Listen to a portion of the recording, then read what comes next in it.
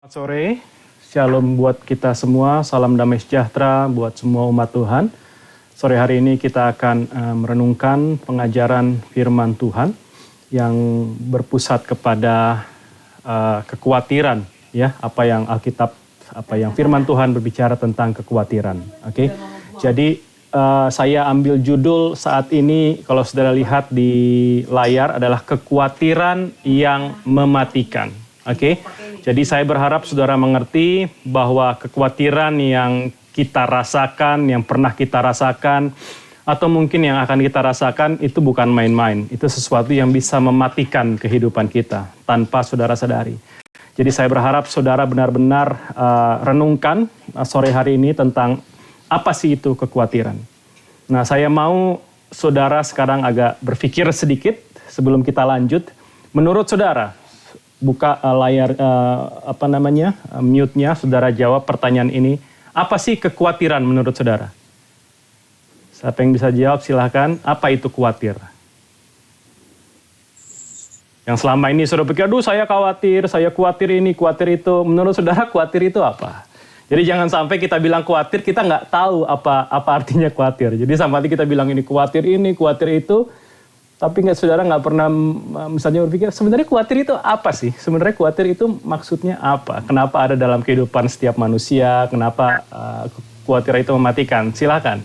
Apa itu khawatir? Perasaan bahwa kita tidak bisa mengontrol outcome. Oke. Akan sesuatu. Terima kasih, Sister Sasa. Ada lagi yang lain?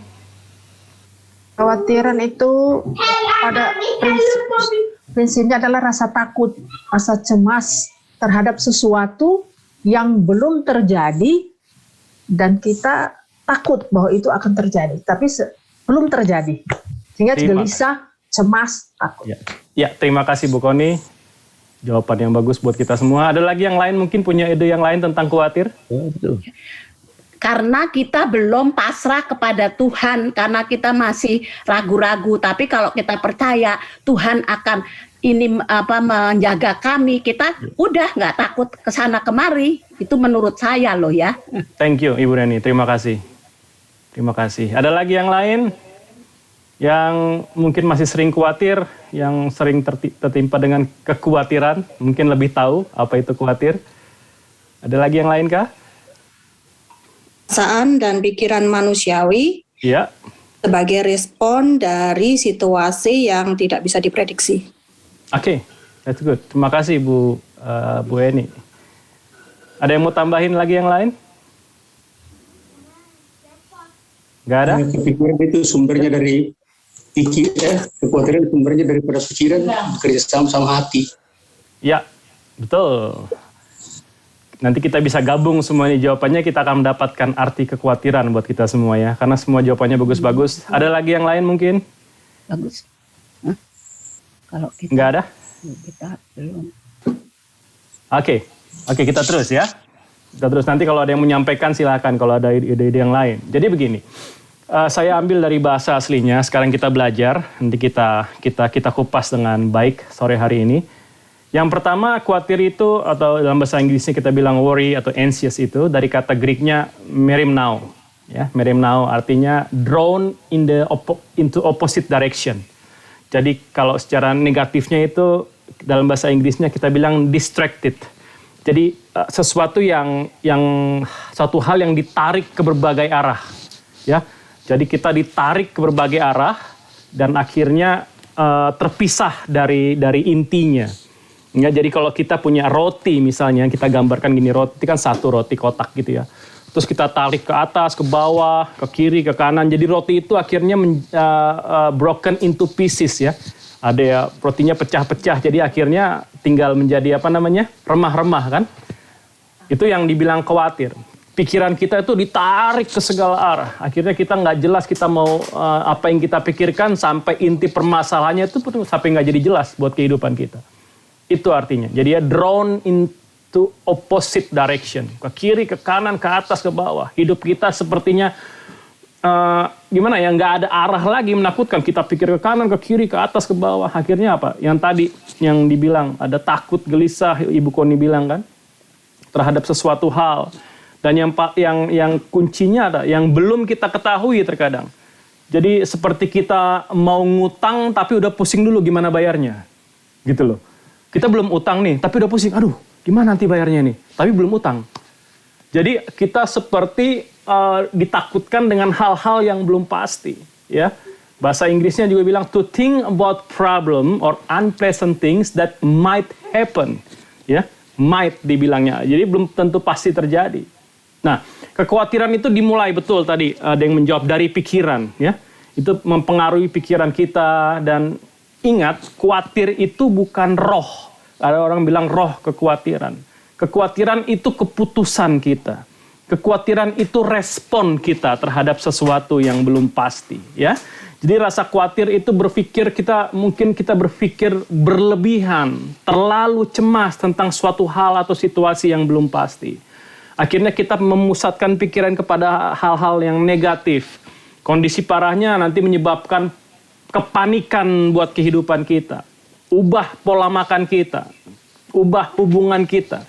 Ubah cara tidur kita, istirahat kita, ubah bagaimana kita bekerja dan lain sebagainya, ya. Dan akhirnya menguasai kehidupan kita. Amsal 12 ayat 25 bilang seperti ini, kekhawatiran dalam hati membungkukkan orang, ya. Jadi begini, penyebab utama rasa khawatir itu yang tadi dibilang, mostly itu unknown future. Ada sesuatu hal di depan yang nggak jelas, yang nggak kita ketahui, itu yang membuat kita khawatir. Tadi kita baca di Matius 6 ayat 25 ya. Karena itu aku berkata kepadamu, janganlah khawatir akan hidupmu, akan apa yang hendak kamu makan. Nah, kata hendak ini penting, yang hendak, yang akan kamu makan atau kamu minum. Janganlah khawatir pula akan tubuhmu, akan apa yang hendak kamu pakai. Ingat lagi, ada kata hendak keluar kan? Apa yang akan kita pakai. Bukankah hidup itu lebih penting dari makanan, tubuh itu lebih penting dari pakaian. Jadi kadang-kadang kita khawatir dengan kata-kata ini, nanti apa yang terjadi? Nanti apa yang terjadi? Nanti apa kata orang? Kita berpikir, kita khawatir tentang hal-hal itu. Kalau kita mungkin khawatir tentang masalah keuangan kita. Kita khawatir tentang masalah hubungan kita, suami istri, atau dengan anak, atau dengan orang di gereja, atau dengan sahabat-sahabat kita. Kita khawatir. Kita khawatir dengan masalah pekerjaan kita. Kita khawatir dengan pandemi ini. Kita khawatir untuk keluar rumah. Kita khawatir untuk apapun kita khawatir. Ya, akhirnya kita panik sendiri, kita cemas sendiri dengan berita-berita yang ada di TV dan lain sebagainya, yang ada di sosial media. Kita cemas sampai itu mempengaruhi hidup kita. Khawatir itu seperti pencuri yang hidup dalam kehidupan kita, yang hidup di dalam. Ya, pencuri yang dari dalam menggerogoti iman kita, menyerang fisik kita, menyerang spiritual kita, menyerang iman kita tanpa saudara sadari. Ini yang makanya dibilang kekhawatiran itu mematikan. Khawatir itu tidak melihat seberapa banyak ayat Alkitab yang saudara ketahui. Khawatir tidak melihat seberapa banyak ayat Alkitab yang saudara hafal. Khawatir tidak melihat posisi saudara di gereja itu siapa. Berapa lama saudara sudah menjadi Kristen. Tanpa saudara sadari, khawatir itu merubah hidup kita. Saudara sudah kehilangan banyak hal mungkin tanpa saudara sadari. Karena dia apa? Dia pencuri dari dalam. Dia pencuri sukacita kita. Dia pencuri kehidupan kita yang sudah kita bangun baik-baik. Waktu khawatir itu muncul, yang baik-baik bisa hilang dalam kehidupan kita. Tiba-tiba saudara sadar, oh, kok saya sekarang susah percaya ya sama orang-orang di sekitar. Kok saya gampang curiga ya? Dulu saya sepertinya gampang percaya sama orang. Tapi sekarang saya, apa yang dia bilang, curigaan ini orang membuat apa ini? Jangan-jangan dia mau ada sesuatu hal nih. Kita mulai negatif ya. Terus, kok saya sekarang lebih penakut ya? Kok sekarang saya gampang takut gitu, apa-apa takut. Dulu saya enggak. Jangan saudara pikir khawatir nggak ambil bagian di sana. Mungkin ada. Atau kita berpikir, aduh, kok sekarang saya cepat marah ya? Kok sekarang saya cepat hilang kesabaran? Kenapa? Ya. Nah, ini saudara harus hati-hati. Mungkin rasa khawatir saudara terlalu berlebihan. Akhirnya apa? Yang dulu saudara berani, yang dulu saudara sabar, yang dulu saudara apalagi mempercayai orang dengan baik, hubungan saudara baik, akhirnya apa? Merubah. Kita punya masalah hubungan dan lain sebagainya. Ingat, khawatir itu sebenarnya bisa direspon dari dua hal, ya, dari sisi positif dan dari sisi negatif. Kalau saudara ada masalah sama seperti ini. When human brain itu kalau ditantang, kalau ada masalah, human brain itu dua responnya. Dia mau fight or dia lari. Kalau kita ada masalah, ada orang yang fight, ada juga orang yang lari. Ada yang fight atau dia flight. Itu respon kita sebagai manusia. Datang masalah, ada orang yang berani hantam, ada orang yang lari tunggang langgang. Ya, nah, secara positif, kalau kita punya respon yang baik terhadap masalah, itu kita akan berusaha. Ini ada masalah. Now how we survive? Oke, ini ada masalah. Now we have to look for the way out. Oke, ini ada masalah. Oke, we have to be ready because maybe next week we have another problem. Maybe next week we have to handle another issues. Kenapa? Kita siap. Kita berpikir secara positif. Tapi ada orang yang berpikirnya selalu negatif setiap ada masalah. Dia berpikir, aduh, saya khawatir nih. Akhirnya apa? Dia kuasai kekhawatiran. Dia nggak bisa lagi berpikir secara jelas. Ya, dia selalu hilang fokusnya lagi. Dia nggak bisa lagi berpikir secara jelas, nggak bisa fokus. Akhirnya apa? Gampang sakit. Gampang sakit. Mungkin saudara berpikir, dulu saya jarang sakit, Pak. Tapi kenapa umur-umur sekarang, waktu entah kenapa saya gampang sekali pusing kepala, migrain, susah untuk istirahat dan lain sebagainya. Karena secara fisik, kalau saudara baca, kalau saudara mau Google silahkan. Saudara tulis kalau khawatir itu apa akibat sampingnya terhadap tubuh. Saudara akan kaget, banyak sekali ternyata. Kalau saudara baca mulai ada yang sakit kepala, cepat tersinggung, sulit berkonsentrasi, sakit dan nyeri, gugup, kurang tidur, sesak napas, apalagi lelah, gampang lelah, ya kan? Itu ada, saudara mau Google silahkan. Jadi jangan berpikir saudara, aduh, kenapa nih sesak napas, COVID gitu kan? Tapi ternyata kita yang khawatir sama COVID, kita sesak napas, bisa. Sangat bisa saudara baca.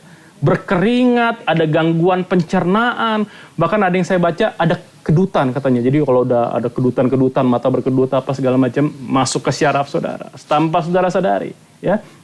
Akhirnya kalau ada yang lebih kronis dibilang itu ada tekanan darah tinggi, apalagi kekebalan tubuh menurun, penyakit antikoroner juga bisa muncul di sana, serangan jantung dan depresi.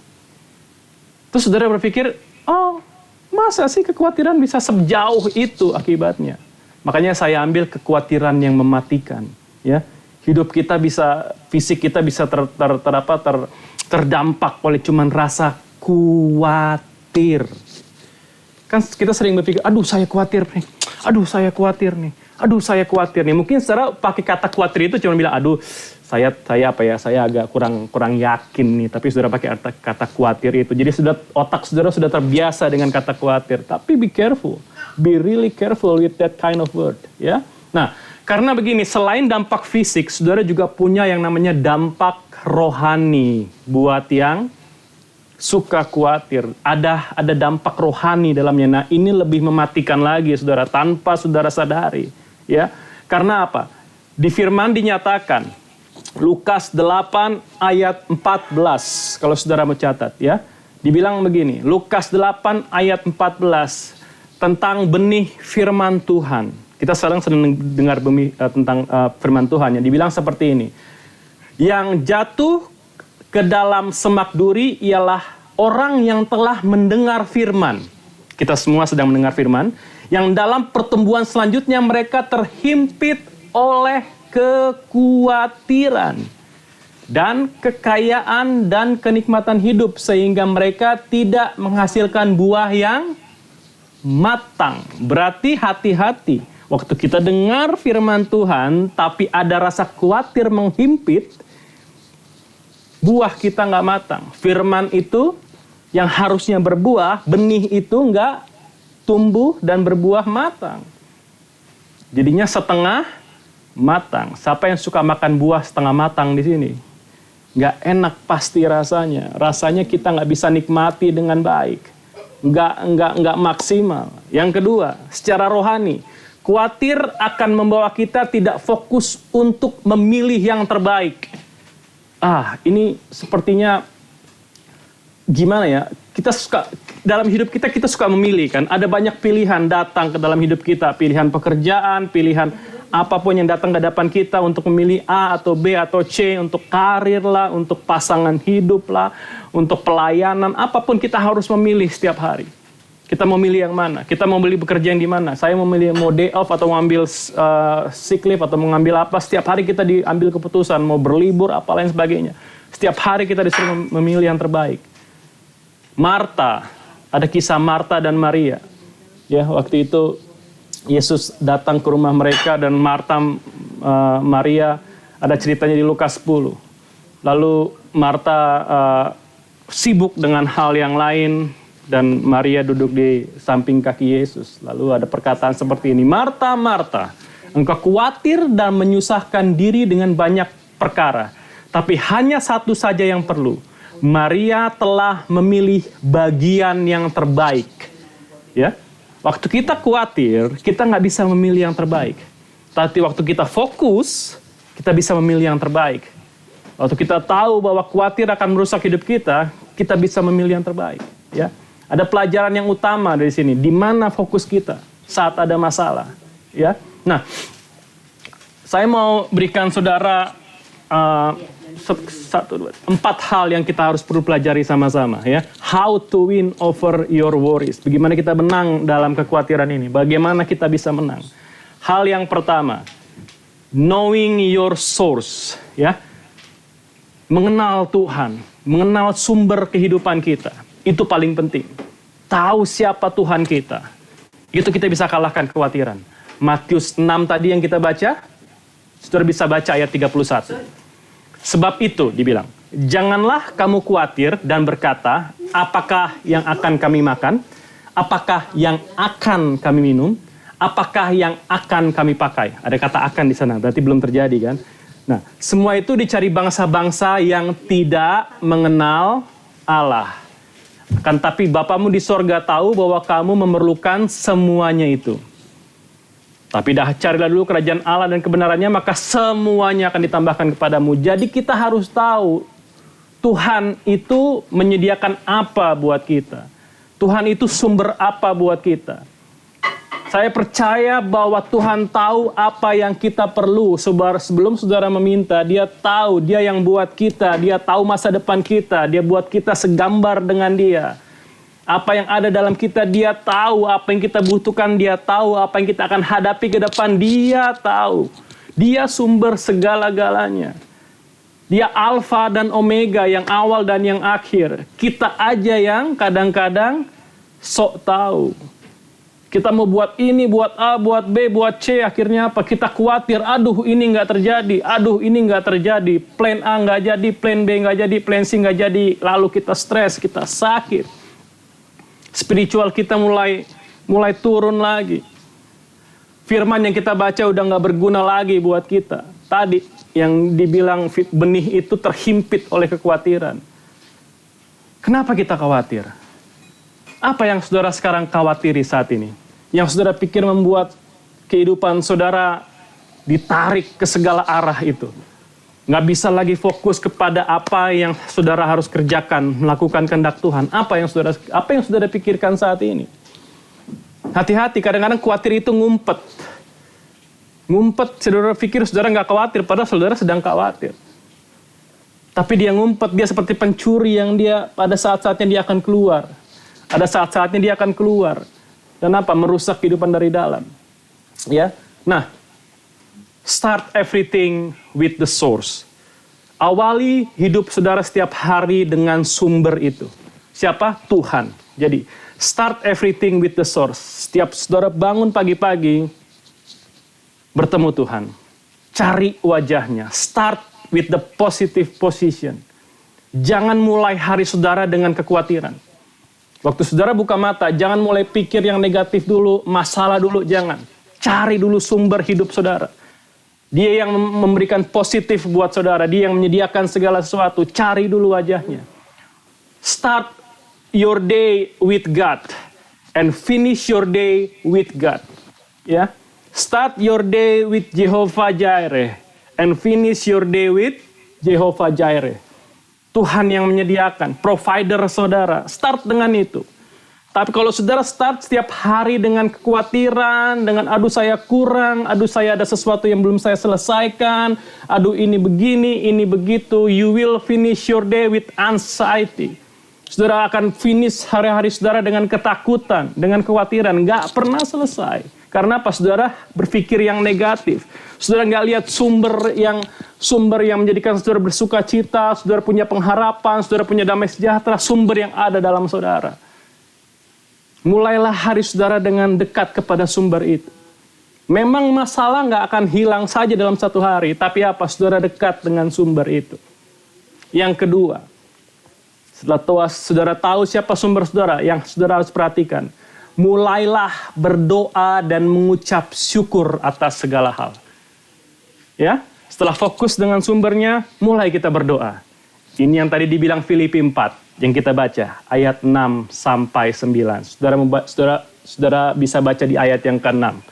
Diawali dengan begini. Janganlah hendaknya kamu khawatir tentang apapun juga.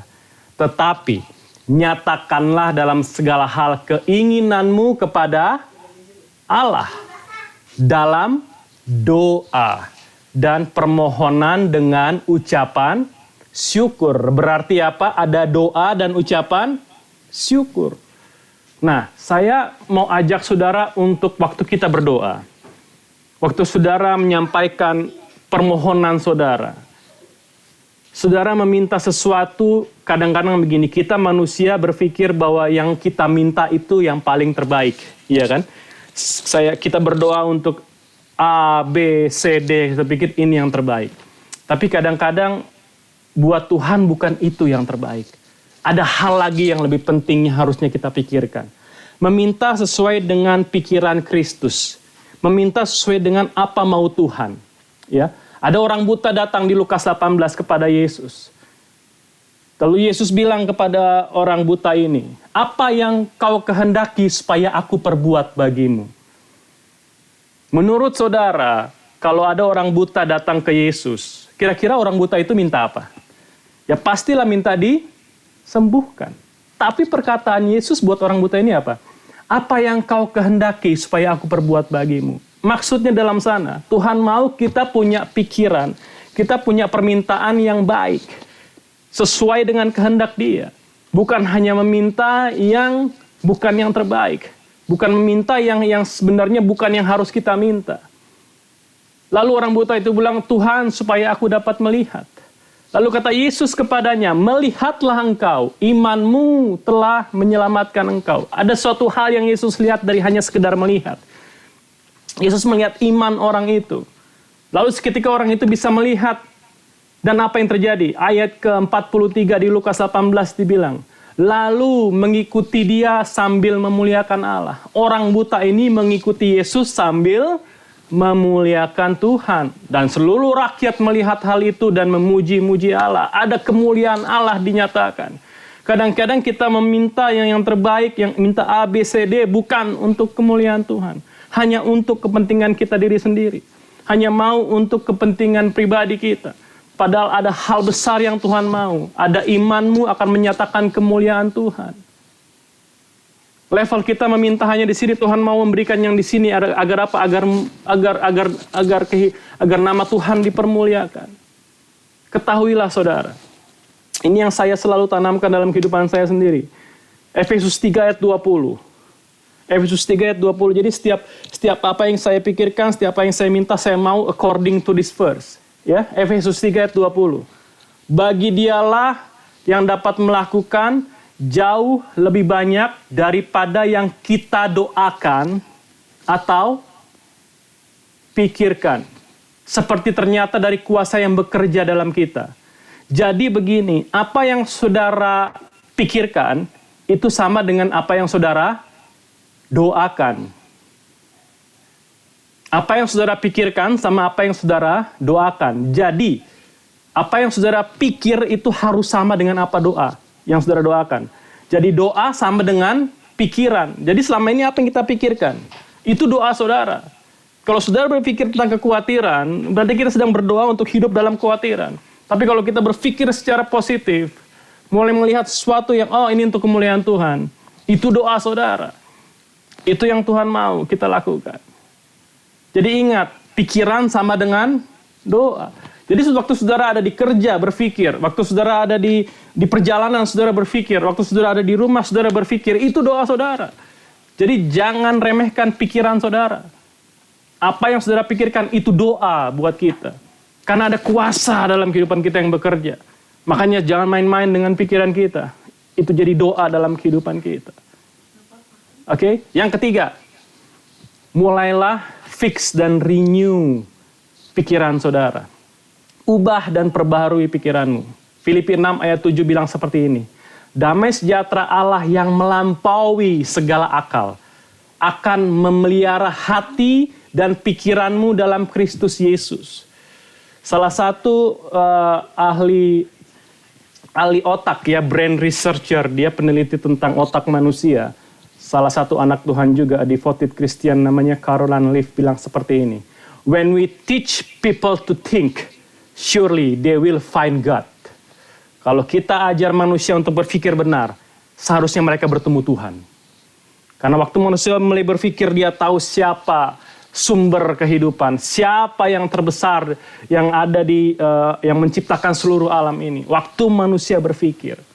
Karena apa? Waktu manusia mulai merenung, waktu mulai mereka menggunakan pikirannya dengan baik, mereka akan bertemu dengan satu pribadi yang besar. Mulai saat ini, isi pikiran kita dengan yang tadi di Filipi 4 ayat 8, yang kita baca sama-sama. Ada hal-hal yang benar, ada hal-hal yang mulia, ada hal yang adil, ada hal yang suci, ada hal yang manis, ada yang sedap didengar, yang disebut kebajikan, yang patut dipuji. Pikirkanlah semuanya itu. Pernah nggak terpikir dalam kehidupan kita untuk ambil waktu baca ayat ini? Sudah nggak kita berpikir benar hari ini? Sudah nggak kita berpikir yang mulia hari ini? Sudah nggak kita berpikir yang adil hari ini? Sudah nggak kita berpikir yang suci hari ini? Sudah nggak kita berpikir yang manis hari ini?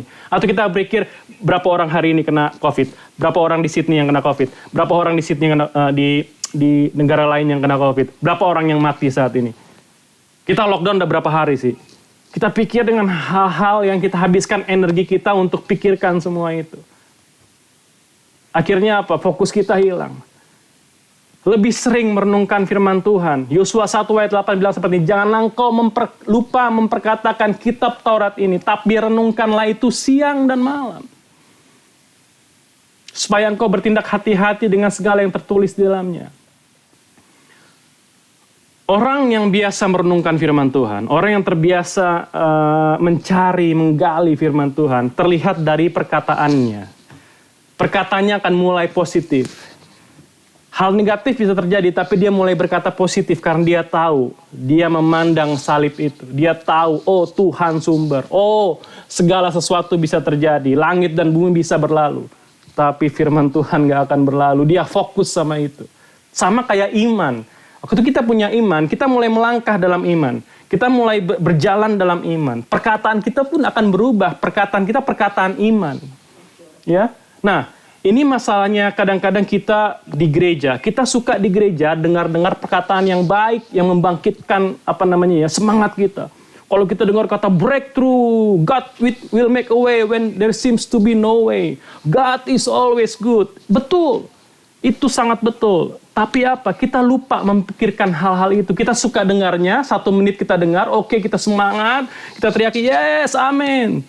Tapi ada hal-hal yang saudara sudah berikan waktu nggak untuk berpikir tentang God will make a way where there seems to be no way. Itu udah kita harus pikirkan terus berulang-ulang. Biar apa? Otak kita terbiasa, oh kalau ada jalan buntu, ada Tuhan yang membuka jalan baru. Oh Tuhan itu selalu baik, walaupun keadaan nggak baik, tapi Tuhan itu baik. Karena apa? Kita pikirkan terus. Jadi kita nggak terpengaruh sama hal-hal yang tadi negatif. Kita nggak mulai lagi dipengaruhi sama yang unhealthy thinking. Toxic thinking. Saudara jangan berpikir dalam pikiran itu nggak ada racun. Ada. Nah ini saya mau buka satu buat saudara biar saudara berpikir baik ya. Agar saudara tahu bahwa ternyata dalam otak kita tuh ada yang namanya toxic thinking ya. Nah, ini yang dibilang contradiction antara our mind dan dalam kehidupan kita ada dua kontradiksi ternyata. Contohnya, ya. Contohnya begini. Kita suka nyanyi, Tuhan itu ajaib dan besar. Kita suka baca firman bahwa Tuhan tidak akan pernah tinggalkan kita. Tapi once ada masalah, kita mulai komplain. Kita mulai whinging. Kita mulai gossiping. Kita mulai worried. Aduh, ada datang masalah.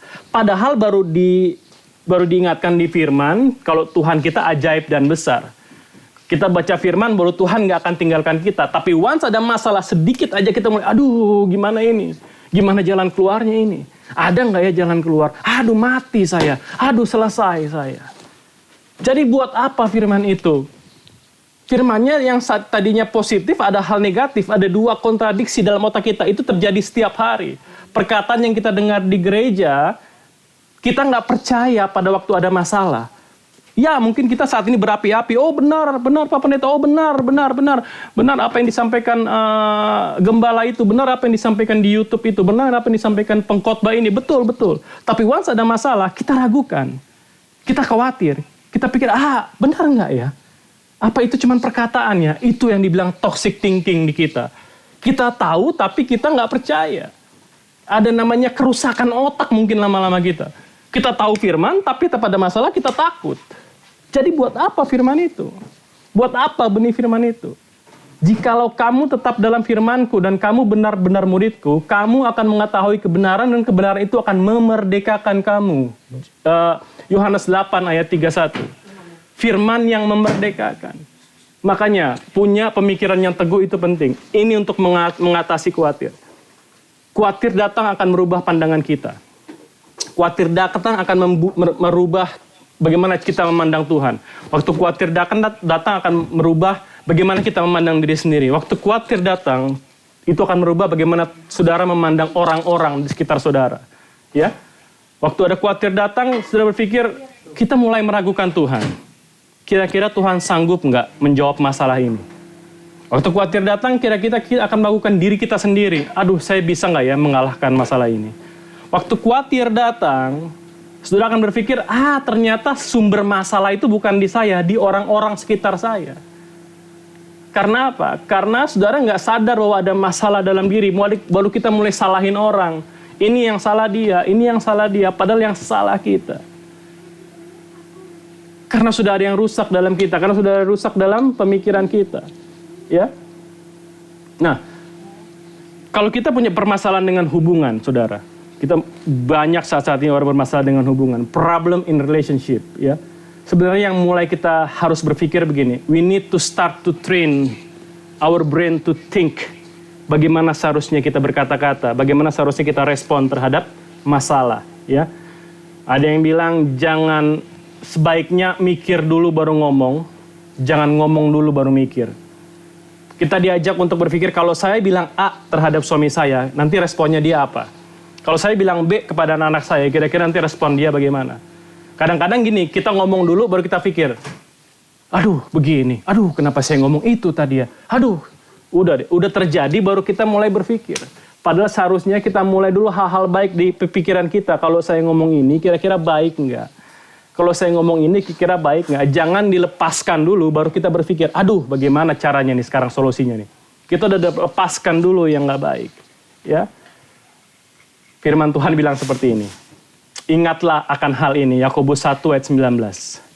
Setiap orang hendaklah cepat untuk mendengar, tapi lambat untuk berkata-kata, dan lambat juga untuk marah.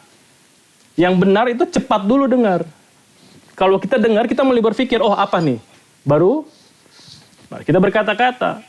Lambat berkata-kata, lambat untuk marah. Tapi cepat untuk mendengar, cepat untuk berpikir. Oke? Nah, saya percaya bahwa kita semua di sini satu komunitas. Ya. Komunitas ini dijadikan bukan hanya untuk beribadah setiap minggu kita dengar firman. Tapi komunitas ini juga akan menolong saudara. Di BYUC ini ada beberapa orang yang saudara bisa percayai, someone you trust, untuk saudara mungkin bisa curhat kalau ada masalah. Kekhawatiran saudara bisa sampaikan, tolong saya, doakan saya, bawa saya, apa nasihat kira-kira buat saya ini bagaimana.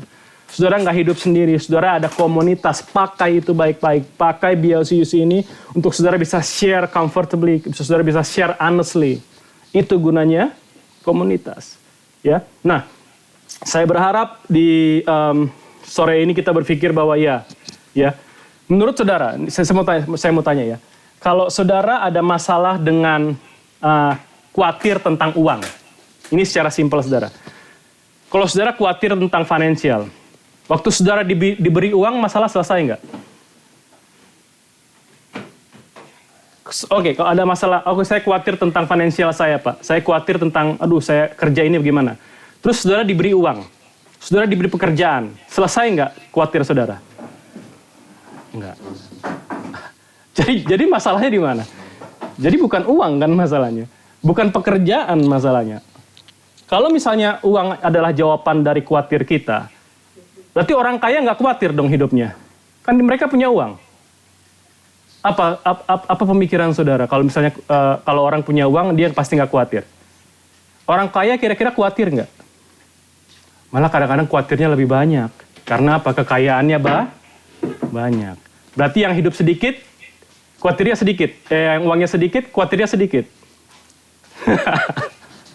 Enggak juga, Pak. Kalau nggak ada uang, khawatir juga. Oke, sedikit uang, khawatir. Banyak uang, khawatir juga. Jadi masalahnya di mana? Masalahnya di kita. Masalahnya cara berpikir nih.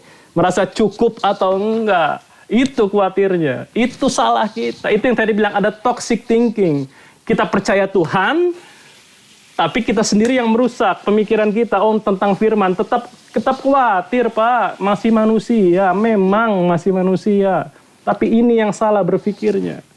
Itu yang dibilang toxic thinking ada dalam kehidupan kita.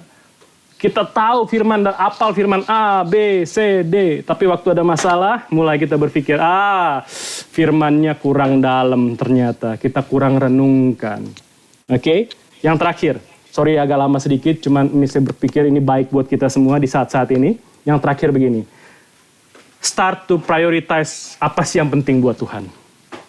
Bukan apa yang penting buat kita. Karena apa? Ini akan rubah hidup saudara. Percayalah, hal kekhawatiran bilang seperti ini. Tapi carilah dulu kerajaan Allah dan kebenarannya, maka semuanya akan ditambahkan. Kita harus cari dulu kerajaan Allah dan kebenarannya, maka semuanya akan ditambahkan. Apa yang telah kamu pelajari, apa yang telah kamu terima, apa yang telah kamu dengar, apa yang telah kamu lihat daripada aku, lakukanlah itu, maka Allah sumber damai sejahtera akan menyertai kamu. Carilah perkara yang di atas di mana Kristus ada, duduk di sebelah kanan Allah. Pikirkanlah perkara yang di atas, bukan yang di bumi. Kolose 3 ayat 1-2. Nah, memiliki pikiran Kristus itu penting, saudara. Untuk hidup prioritas apa sih yang penting buat Tuhan, itu penting. Kenapa? Waktu kita mulai berpikir apa yang penting buat Tuhan, saudara akan tahu hidup saudara itu buat apa sebenarnya. Ya, Filipi 2, kalau saudara mundur dari Filipi 4 ke Filipi 2, sebenarnya di situ ada satu pemikiran Kristus yang Kristus mau sampaikan buat kita. Sebenarnya hidup saudara itu buat apa? Filipi 2, 1-11. Kalau Yesus datang dan dia mau disalibkan di atas kayu salib itu, berarti ada satu hal yang penting dalam hidup ini, tentang salib. Nah, Filipi 2 ayat 1-11, judulnya nasihat supaya bersatu dan merendahkan diri seperti Kristus. Ayat yang ketiga dibilang seperti ini, dengan tidak mencari kepentingan sendiri atau pujian yang sia-sia, sebaiknya hendaklah dengan rendah hati seorang menganggap yang lain lebih utama daripada dirinya sendiri. Janganlah tiap-tiap orang hanya memperhatikan kepentingannya sendiri, tetapi kepentingan orang lain juga. Hendaklah kamu dalam hidupmu bersama menaruh pikiran dan perasaan yang terdapat dalam Yesus Kristus. Jadi begini, saudara. Kalau kita mendengar firman Tuhan, kalau kita hidup dalam firman Tuhan, harus ada berpikir orang lain bagaimana. Jangan hanya berpikir kita. Makanya ada doa syafaat. Doa syafaat kita diajar untuk berpikir, berdoa untuk orang lain. Bukan hanya kita aja. Nah, biasanya begini, khotbah yang bagus nilainya begini, dinilai dari seperti ini. Kalau khotbah itu membesarkan hati kita. Kalau khotbah itu menguntungkan diri kita. Kalau khotbah itu menegur kita. Kalau waktu orang khotbah, ada hal baru, kita ketahui, wah ini khotbah bagus nih. Atau, khotbahnya sesuai ya sama apa yang saya hadapi sekarang, itu bagus. Kita angkat jempol. Tapi kalau ada khotbah berbicara tentang pengorbanan, bagaimana menguntungkan orang lain, bagaimana memberi dan berkorban untuk orang lain, ingat, tapi cepat lupa. Karena apa? Kurang mengena gitu dengan diri sendiri. Aduh, ini mah untuk orang lain. Bagaimana menghancurkan kuasa dosa, membebaskan orang dari dosa dan lain. Ini kita diajak untuk berpikir tentang orang lain. Itu penting. Kita mulai nggak khawatir dengan diri sendiri. Kita mulai berpikir tentang, orang lain bagaimana. Apalagi di saat susah seperti ini. Kita diajar untuk berpikir tentang, karena Kristus kan berpikir tentang orang lain. Dia datang, dia mati di atas kayu salib untuk orang lain. Bukan untuk dirinya sendiri. Oke? So, kesimpulan, ingat bahwa kita semua harus tahu siapa sumber kita. Yang kedua, kita tahu bahwa kita harus mulai berdoa dan mengucap syukur. Yang ketiga, ubah pemikiran kita. Yang keempat, mulai berpikir dan hidup seperti bagaimana Kristus telah hidup. Bagaimana kita mulai start prioritas hidup kita dengan yang terbaik. Oke? So, be careful dengan rasa khawatir kita, karena itu bisa mematikan dalam kehidupan kita. Tapi kita percaya ada sumber dalam kehidupan kita. Mohon maaf, khotbahnya agak lama, tapi saya berharap ini merubah kehidupan kita, ada pemikiran baru tentang hidup kita, dan kita hidup lebih baik, seturut dengan kehendak Tuhan. Tuhan memberkati. Amin.